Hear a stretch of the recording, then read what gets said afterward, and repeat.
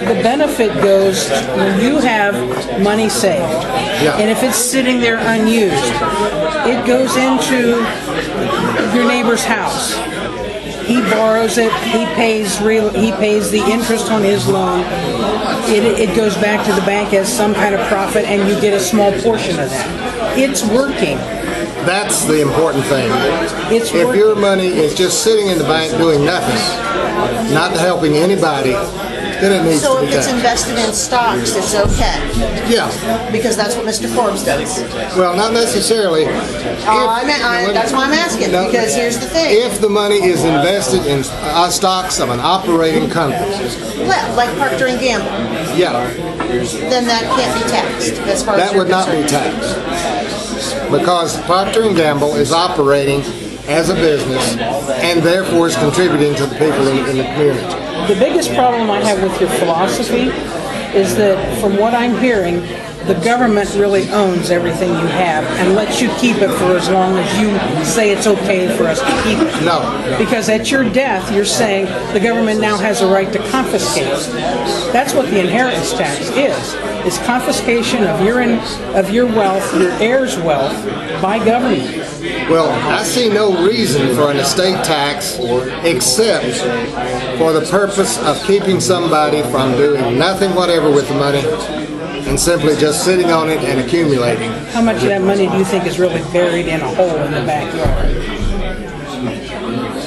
Well, I'm saying that If anything, it's shipped out of this country and in foreign banks so that they don't have to pay the exorbitant taxes that we put on that. well, Treasury bills, for instance, are a case in which, We've loaned it to the government, yeah, but it's and they're wasting it. actually the only concern I have for the estate tax is that it not provide a situation where so much money is taken out that the remaining of the money cannot support the business of the country.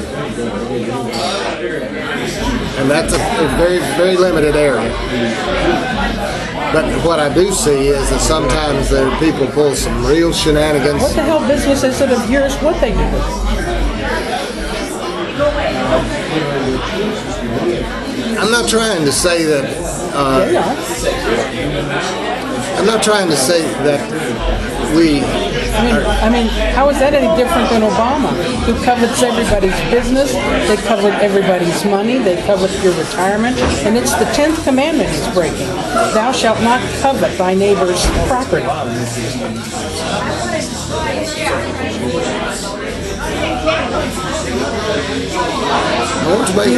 What's the purpose of the tax code? The purpose of taxes is to support necessary running of government. It's not for redistributing wealth. It shouldn't be. That's where our problem is. The tax code has been manipulated to reward your favorite friends and punish the ones you don't like. That's immoral. Yes, you're right. It's why I support a fair tax, which is a consumption tax, but otherwise, corporations pay zero tax. You pay zero income tax, zero payroll tax. You look at your gross paycheck. If it's $2,000, that's what you get. You no longer give $500 every pay period to the IRS, and it's distributed through the government. But when you make a decision to buy a car, you pay the tax. If you make a decision to buy a used car, you do not pay the tax. That's the way the law is written. Read the law. House Bill 25. Learn about it before you criticize it. I'm telling you that I'm not aware of the full determination of it. Well, I would like you to do that. But now, as far as the estate tax is concerned, your earnings that you have developed yourself would be exempt. Operating businesses and farms would be exempt. Items that are used, the money that is used in an operating situation, even if it's inheritance, would be exempt. The only thing that would be left would be those who sit back and simply do nothing for anybody else. and take their flip coupons and do nothing. We've got to remember that it's what we contribute to society that matters, not what we take out of us. If the incentive is there to go out and earn a living, people will gladly do it. We put too many incentives on the side of doing nothing. But that's the fault of the tax code and government. It's not the result, and it's how people have been, their behavior has been manipulated.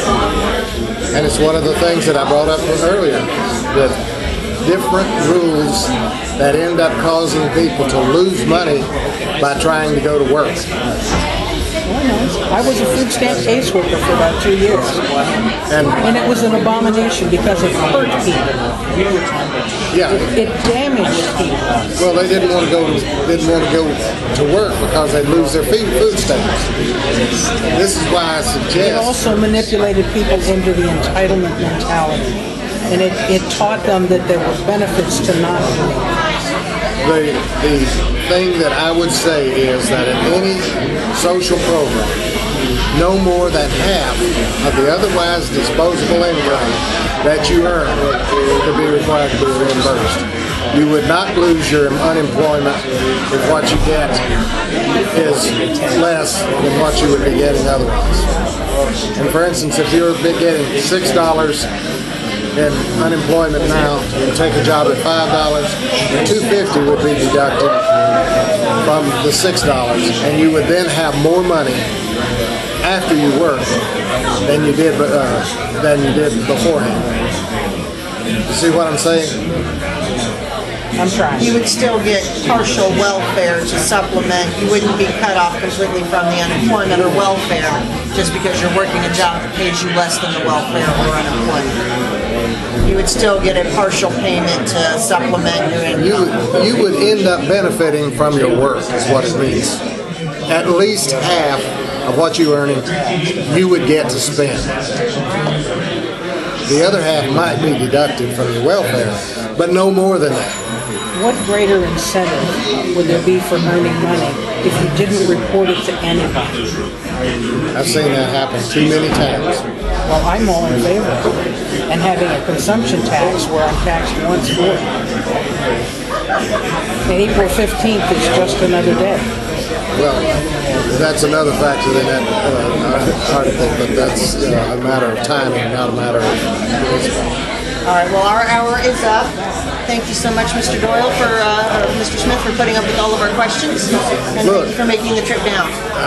The one thing I have learned over time is that there are no dumb questions, and there are no people who are not trying to accomplish something that will be good.